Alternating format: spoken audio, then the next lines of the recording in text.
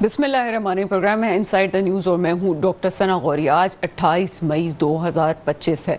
पाकिस्तान को एटमी ताकत बने हुए आज 27 साल हो चुके। ये कोई आजकल की कहानी नहीं थी और जब 27 साल पहले इसकी बात की गई तो उस वक्त भारत की तरफ से किए गए धमाकों ने पाकिस्तान को हिला के रख दिया।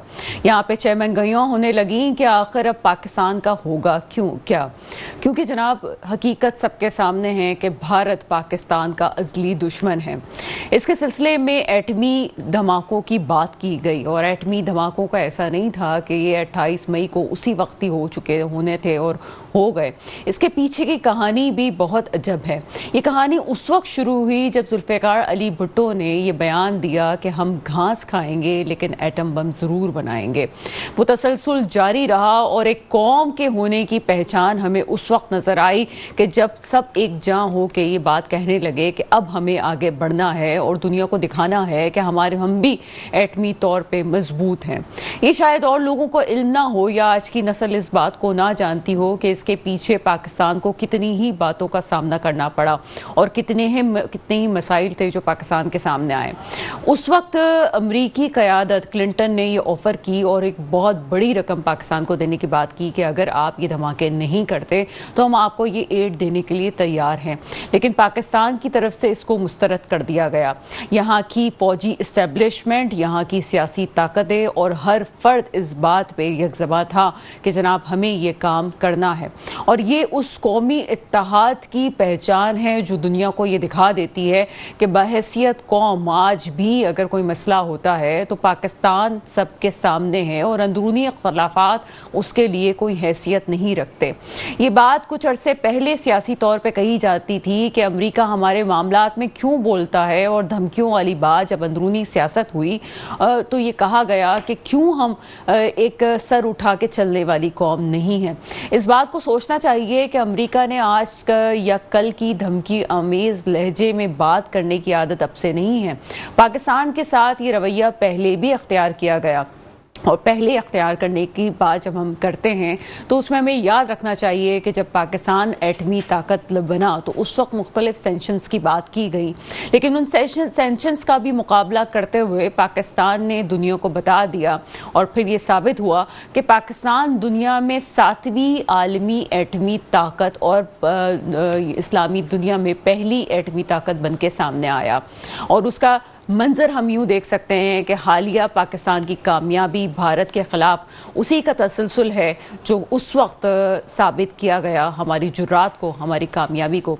आज के प्रोग्राम में इस पर बात करेंगे और कुछ पाकिस्तान की अंदरूनी सियासत पे भी। एक छोटा सा ब्रेक है, ब्रेक के बाद आपके सामने हाजिर होते हैं। स्टूडियो में थोड़ी सी आवाज़ बढ़ा दीजिएगा।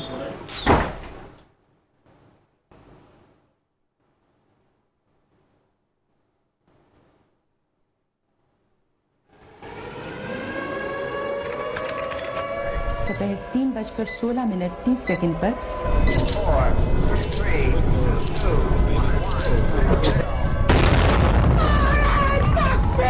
1 पाकिस्तानी कौम का एटमी कुव्वत बनने का ख्वाब हकीकत में तब्दील हुआ।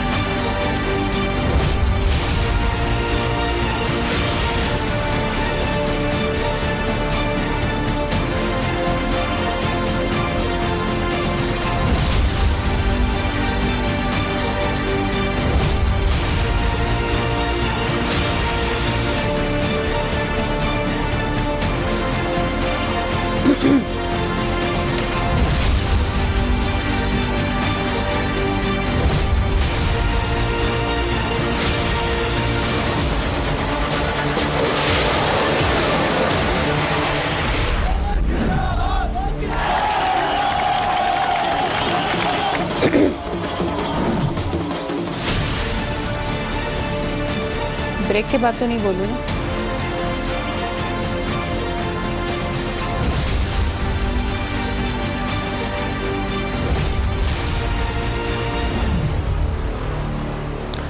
اسکرین پہ دیکھے جانے والے یہ مناظر یقیناً آنکھوں میں ایک چمک لاتے ہیں اور امید کی کرن جگاتے ہیں. وہ لوگ جو پاکستان کے امیج کو خراب کرنے کی کوشش کرتے ہیں انہیں دیکھ لینا چاہیے. اور وہ نسل جو آج نسل ہمیں یہ کہتی ہے, ہمیں زبان زد عام کچھ عرصے پہلے تک سوشل میڈیا میں نظر آیا کہ شاید پاکستان کمزور ہو رہا ہے. چاغی کے مقام پہ یہ دھماکے اور ایٹمی طاقت بننے کا خواب جب پورا ہوتا ہے تو ہمیں آج اس کے اثرات نظر آتے ہیں. مجھے اس وقت جوائن کر چکے ہیں کموڈور جمال حسین صاحب. آپ ریٹائر کموڈور ہیں. سر, پروگرام میں آپ کو ویلکم کرتے ہیں. کموڈور ریٹائر جمال حسین صاحب, آپ مجھے سن سکتے ہیں؟ چلیں جناب, ہم کچھ دیر میں رابطہ کرنے کی بھی کوشش کر رہے ہیں, لیکن مسئلہ صرف یہ ہے کہ سوچنا چاہیے اس نسل کو, ان لوگوں کو, آج کے نوجوانوں کو. اور آج جو سوشل میڈیا پہ آپ کو جو چیز کچھ عرصے پہلے نظر آئی, اور آج بالکل سینیریو اس لیے بدلا ہوا ہے کہ آپ نے دیکھا کہ پاکستان نے کس طرح سے منہ توڑ جواب دیا دشمن کے عزائم کا, ان ناپاک عزائم کا جس کا وہ خواب سجا کے بیٹھا ہوا تھا. اور اس وقت حقیقت یہ ہے کہ بھارت اس بات پہ مجبور ہو گیا کہ پہلی دفعہ وہاں پہ ٹوٹ پھوٹ ایسے نظر آئی کہ ان کی فوجی قیادت میں اور ان کی اپنی سیاسی قیادت میں ہمیں ٹوٹ پھوٹ کی وجوہات بھی کچھ یوں ہی نظر آئی کہ بھارت کو اندازہ ہی نہیں تھا کہ پاکستان ہے کیا. اب شاید اندازہ ہو گیا, اور دوسرے ممالک کو بھی. مجھے اس وقت جوائن کر چکے ہیں کرنل ریٹائر طلعت شبیر صاحب. آپ دفاعی تجزیہ کار ہیں. اس پروگرام میں آپ کو ویلکم کرتے ہیں. جی بہت شکریہ, thank you very much. Colonel retire Talat Shabbir صاحب, کیا کہیں گے اس حوالے سے جو چاغی کے مقام پہ ایک پاکستان نے ایٹمی طاقت بننے کا خواب پورا ہوا اور آج 27 سال ہو چکے ہیں, بات بہت ہو رہی ہے میڈیا پہ, چینلز پہ ہم اس کو دیکھ رہے ہیں, لیکن اس کے دور رس نتائج پہ آپ کیا کہنا چاہیں گے؟ دیکھیے, یہ جو یوم تکبیر پاکستان میں منایا جاتا ہے 28 مئی کو ہر سال, یہ ہماری جو نیوکلیئر کیپیبلٹی ہے اس کا ایک اظہار ہوا, بلکہ ٹیسٹ ہوا 28 مئی کو. اس کے حوالے سے یہ دن منایا جاتا ہے. اب دیکھیے, جب سے ہمارا ملک بنا, ہم انڈیا کی وجہ سے ہم بہت ظاہر ہے کہ ایک اسٹریٹجک بیلنس کا یہاں پہ ایک تصور رہا دفاعی اعتبار سے. تو یہ نیوکلیئر جو ٹیسٹنگ ہوئی 28 مئی کو, اس سے یہ ہوا کہ ایک جو نیوکلیئر بیلنس تھا وہ قائم ہوا اس خطے میں, کیونکہ ہم سے پہلے انڈیا دو مرتبہ اپنے نیوکلیئر ویپن ٹیسٹ کر چکا تھا, بلکہ اسی 98 میں ہی انہوں نے بھی ٹیسٹ کیے.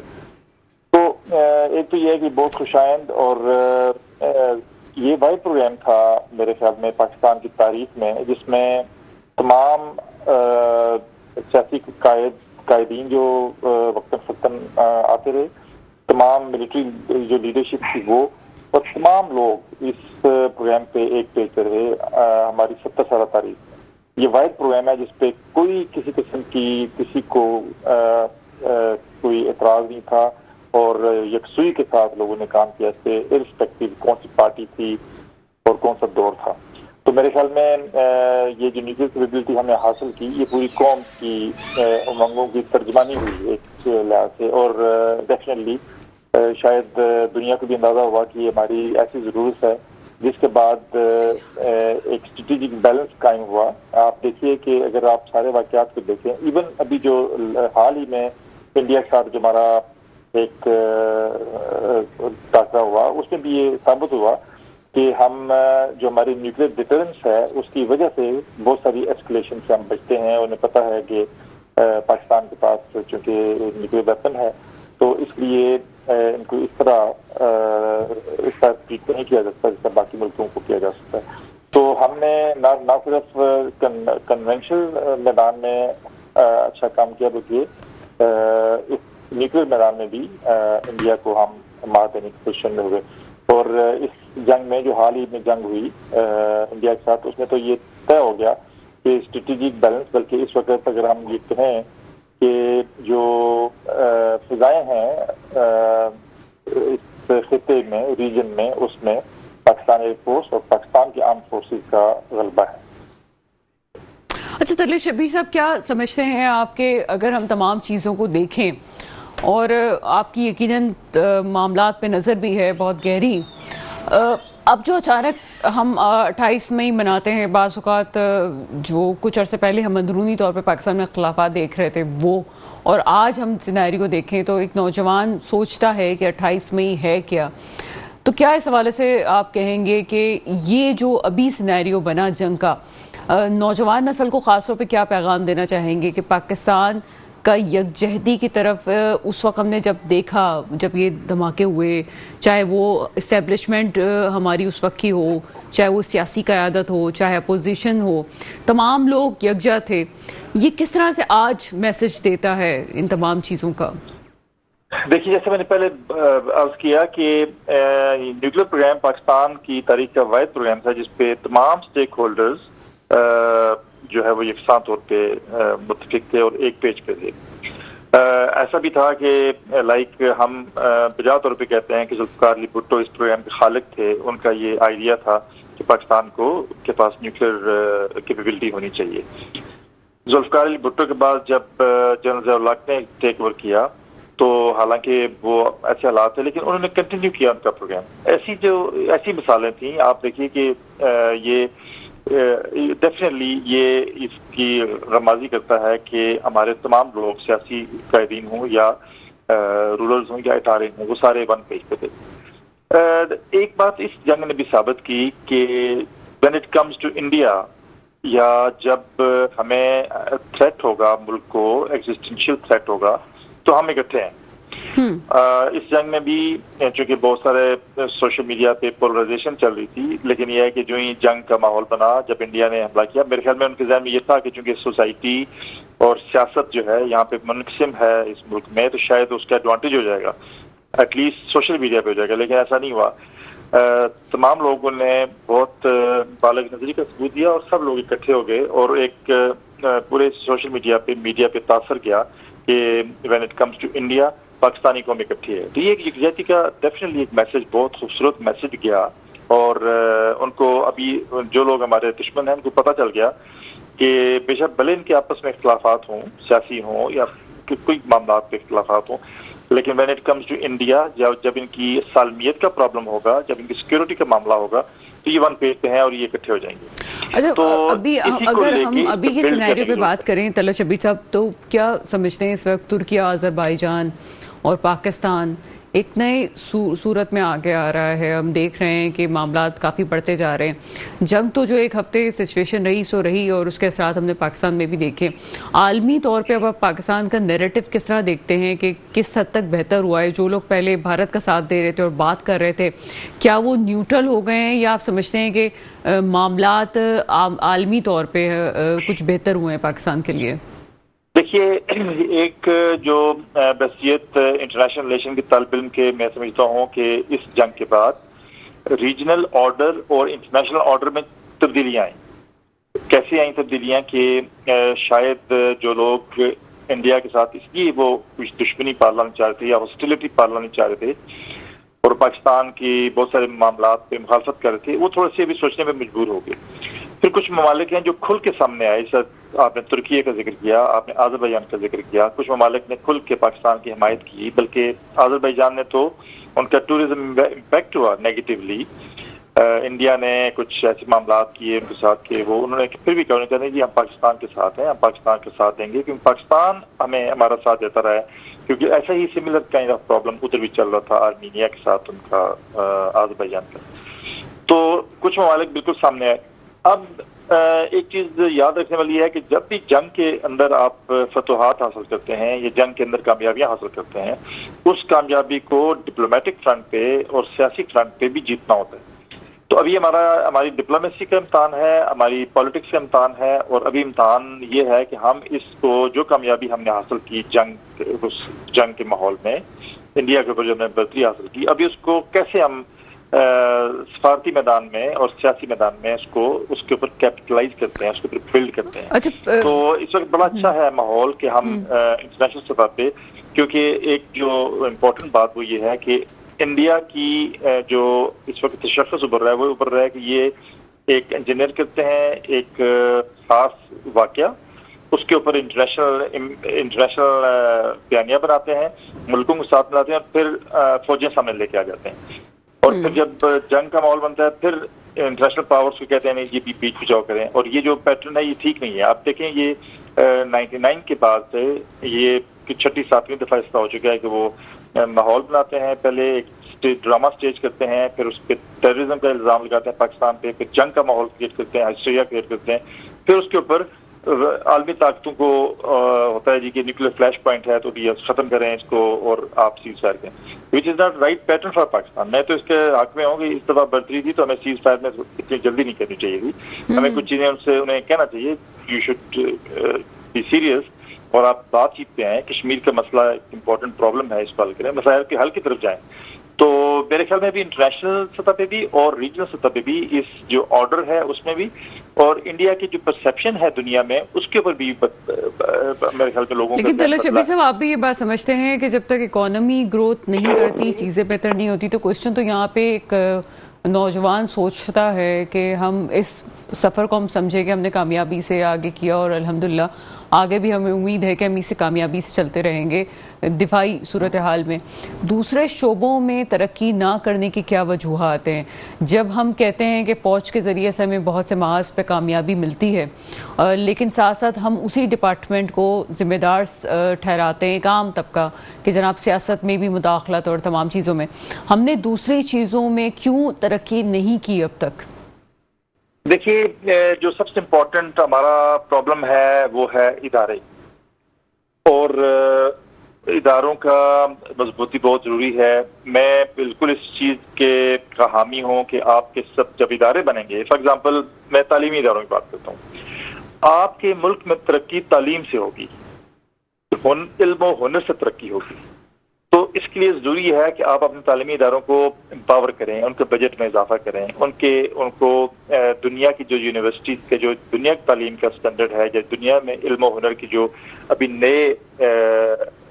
نئی چیزیں نئی ایریاز ابھر رہے ہیں ان کے اوپر فوکس کریں. ہم ترقی اس طرح کریں گے.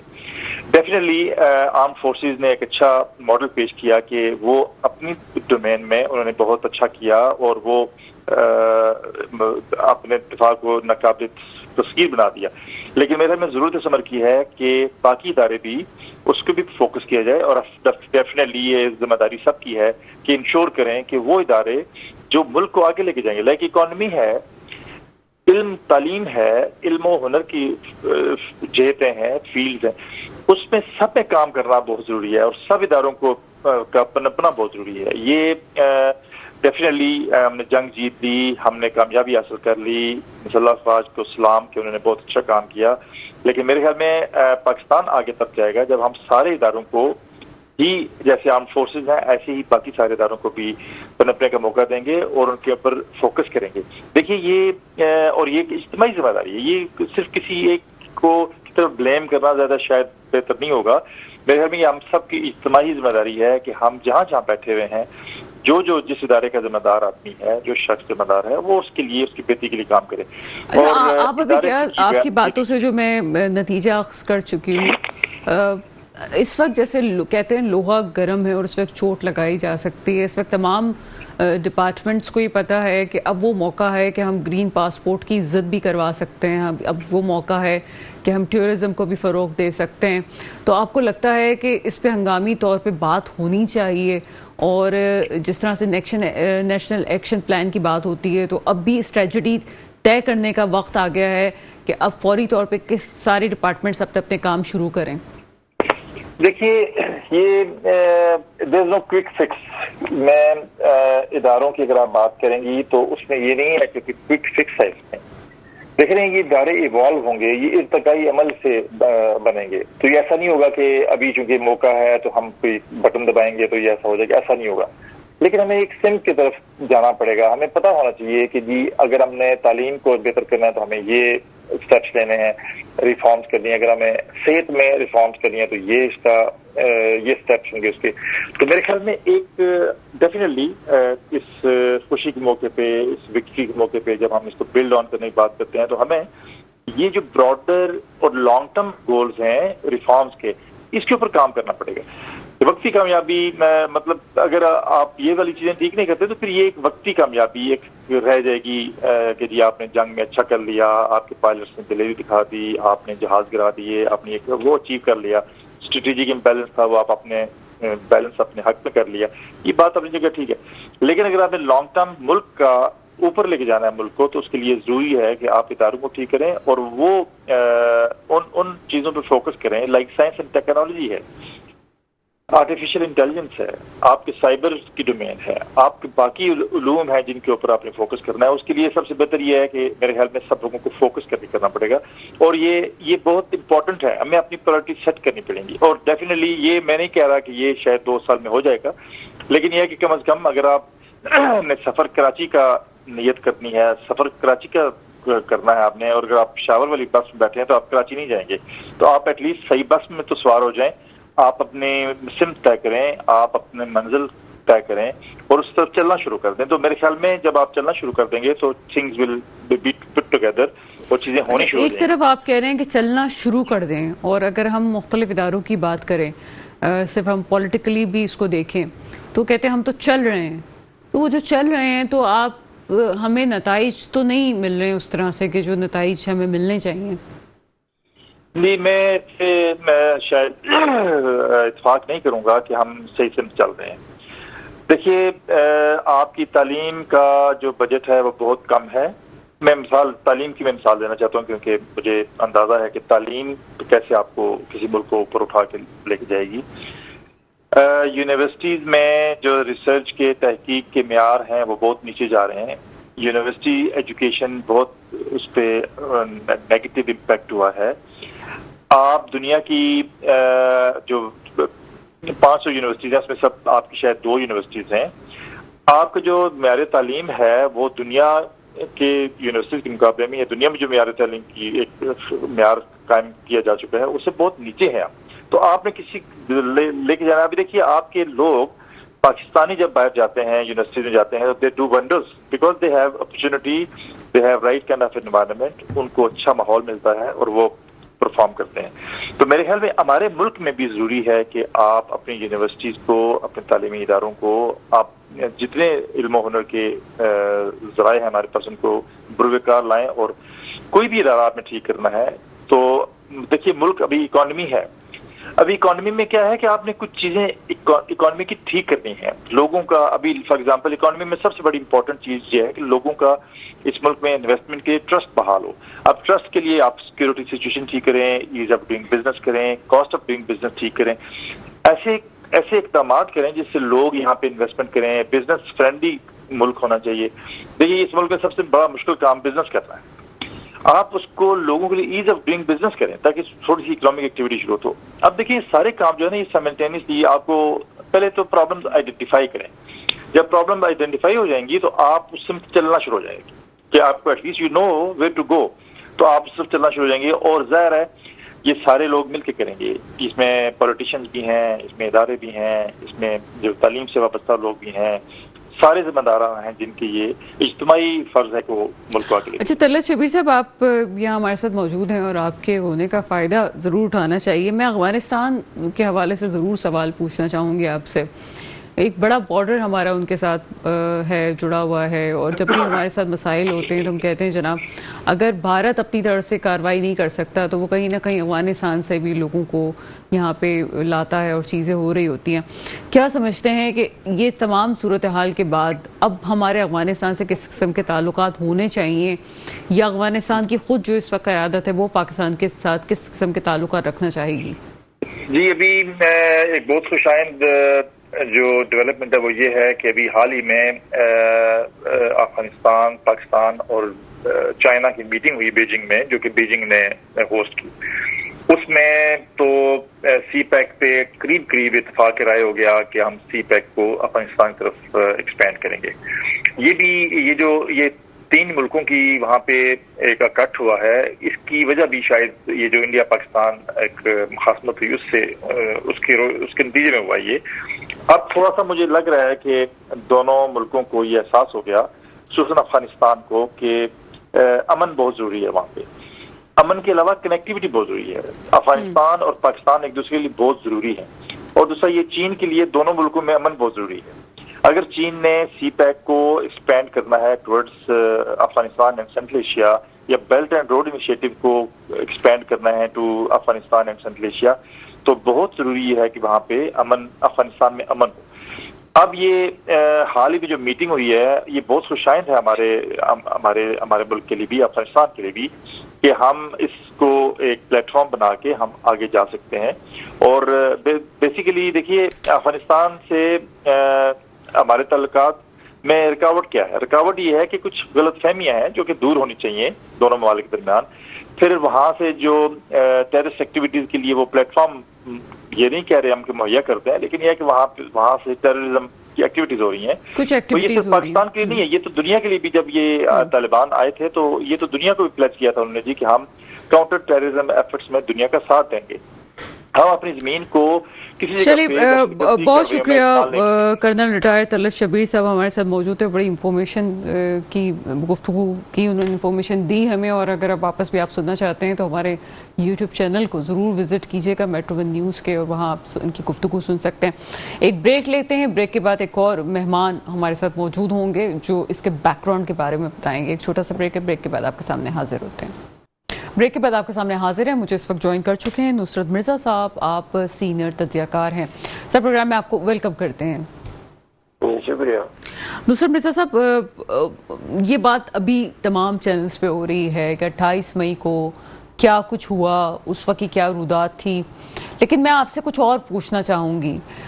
مجھے یہ بتائیے گا کہ آپ چونکہ نواز شریف صاحب کے ساتھ بھی رہے اور وہاں کے ان تمام دنوں کے معاملات کا آپ کو علم بھی ہے کہ کیا سیاسی اتار چڑھاؤ رہا, کیا ہوا تھا, کیا ہو رہا تھا ان دنوں 11 مئی کے بعد, اور جب بھارت نے دھماکے کیے تو اس کے بعد ہماری کیا کیفیت تھی, اور یہ اتنی ہمت اور حوصلہ کیسے آیا کہ جناب اب یہ کرنا ہے؟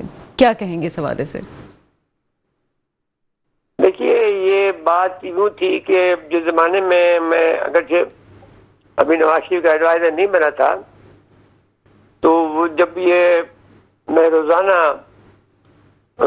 نوائے وقت میں کالم لکھتا تھا, جو اس زمانے میں جو نوائے وقت میں جو کالم جو ہے وہ ان کے والد صاحب بھی پڑھتے تھے, جو کیونکہ 1940 سے یہ نوائے وقت قائد اعظم نے کے حکم پر یہ شروع کیا گیا تھا. تو پنجاب میں عمومی طور پر نوائے وقت پڑھا جاتا تھا, اور ابھی تک جنگ جو ہے وہ جو وہاں سے لاہور سے شروع نہیں ہوا تھا. تو میں نوائے وقت میں جو کالم لکھتا تھا, تو اس میں کالم کے ساتھ ساتھ میں انہوں نے پھر یہ کیا کہ میری کالم کو انہوں نے اپنے لو کے نیچے جو جہاں نوائے وقت لکھا ہوتا تھا وہ میرے 4 کالم کی چھاپے لگ گئے تھے, اور لکھ دیا تھا کہ اگر نواز شریف نے دھماکہ نہیں کیا تو پھر ہم اس کے دھماکے کر دیں گے. پھر جب جولائی میں جب میری ان سے ملاقات ہوئی تو انہوں نے مجھے ہنس کے کہا کہ جب تم ہمارے دھماکے کر رہے تھے تو ہم تو الماتے میں تھے, ہم تو اس وقت فیصلہ کر کے آ چکے تھے کہ وہ پھر ہم نے دھماکہ کرنے کا فیصلہ الماتے ہی میں کر لیا تھا. اور اس میں انہوں نے کہا کہ تمہارے دوست جو ہے مشاہد حسین سید نے مجھ سے کہا کہ بھائی کرا کے کر دو.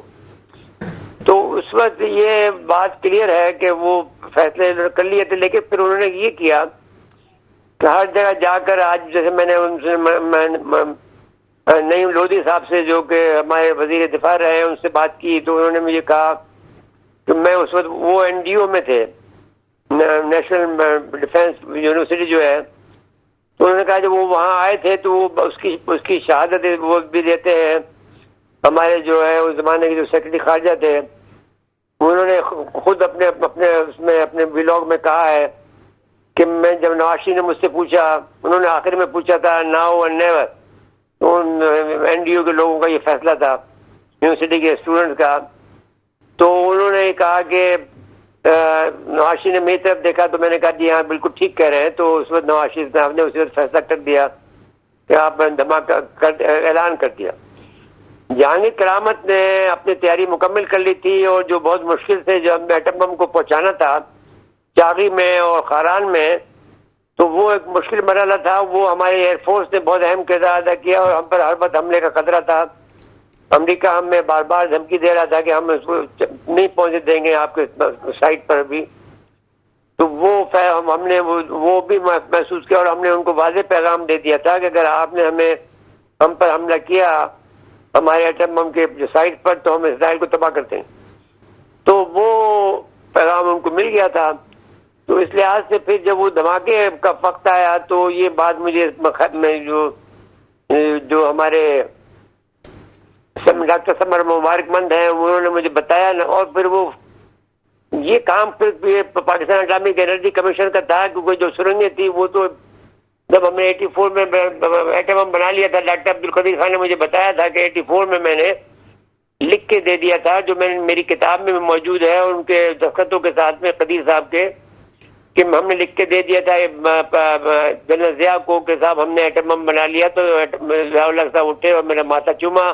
ڈاکٹر قدیر نے کہا اور ماتھا چوم کے کہا کہ صاحب آپ ہمیں انڈیا دیکھتے ہیں کہ یہ بنی ہمارے ساتھ آپ کیسے کرتے ہیں سلوک. تو یہ بات تصدیق ہو، ساری دنیا کو پتہ لگ گئی تھی. اور ہمیں یہاں پر یہاں کا جو کراچی کا جو ایمبیسی تھی، کونسولیٹ تھی، اس زمانے میں یہ میرٹ کے ساتھ لگی ہوئی تھی. تو یہ ہمیں بلا کے ہمیں یہ بہت سارے کہتے تھے کہ اب یہ پاکستان اسلامک بم بن گیا ہے اور اب یہ کرسچن بن گیا ہے، موروکو سے لے کر اور انڈونیشیا تک کا تمہارے ساری ذمہ داری اسلام اس ملک کی ہوگی ہے فلانا. بہت میٹیریل ہمیں دے دیتے جو ٹائم میں چھپا ہوتا تھا یا ٹائم میں چھپا ہوتا تھا یا پھر واشنگٹن پوسٹ میں چھپا ہوتا تھا، وہ ہمیں وہ دیتے تھے جو آج تک میرے پاس محفوظ ہے. تو سرنگیں ہم نے اس وقت بنا لی تھی، جو کہ ہمارے جنرل رحیم صاحب جو اس وقت گورنر تھے وہاں کوٹا میں، اس زمانے میں سرنگ بن چکی تھی. اب صرف وہاں جا کے ایٹم بم لگانا تھا. پھر بعد میں جب یہ ایٹم بم کا جب بٹن دبایا گیا تو اب جتنا ایک میرے خیال میں کوئی 30 سیکنڈ کی یا 50 سیکنڈ کی جو وقفہ تھا، یہ لوگ کہتے ہیں کہ ہم پر قیامت کی طرح سے ہم پہ گزر رہی تھی کہ جو ہمارا بٹن جو ہے ہمارے جو سوئچ سسٹم تھا ادارے کی، یہ دور بیٹھے ہوئے تھے اور وہ دھماکہ جو تھا چاندی کی پہاڑیوں میں کرنا تھا. تو اب وہ ان کو خطرہ یہ تھا کہ سگنل پہنچا کہ نہیں پہنچا. وہ یہ کہتے ہیں کہ قیامت کا وقت تھا. تو یہ قدیر کو لے جانا نہیں چاہتے تھے، لیکن جب مجید نظامی کے کہنے پر یہ پھر نواز شریف نے مجید نظامی کو کہا اور پھر نواز شریف وزیر اعظم صاحب نے حکم دیا کہ نہیں قدیر کو ساتھ لے کے جاؤ. تو پھر یہ ساتھ یہ ہوا کہ پھر یہ بات جو ہے سمر محمد مبارک نے مجھے بتائی کہ ہم نے جب دھماکہ کیا تو 50 منٹ ہمارے لیے بہت مشکل تھے، اور جب دھماکہ ہو گیا تو پھر ہم نے اللہ کا شکر ادا کیا، سب نے نمازیں پڑھی وہاں پر.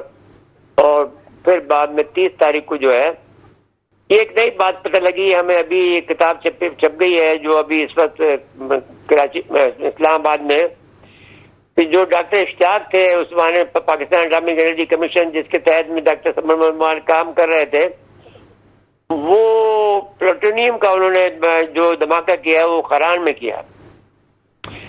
یہ کتاب ابھی آ گئی ہے. کتاب جو ڈاکٹر اشتیاق جو ہے وہ ابھی تک ہم نے اس کو ایز اے ہیرو تسلیم نہیں کیا تھا، تو وہ خاموش طبع آدمی تھے. انہوں نے اس میں جو بھی ڈاکٹر سمر مبارک بھی ان کے حکم پر ہی وہاں پر گئے تھے. تو میں جب ڈاکٹر سمر مبارک سے ملنے کے لیے انٹرویو کے لیے گیا تو میں نے وہاں دیکھا کہ 2 تخمے ان کے گھر میں لگے ہوئے ہیں جو یہ وصول کر رہے ہیں.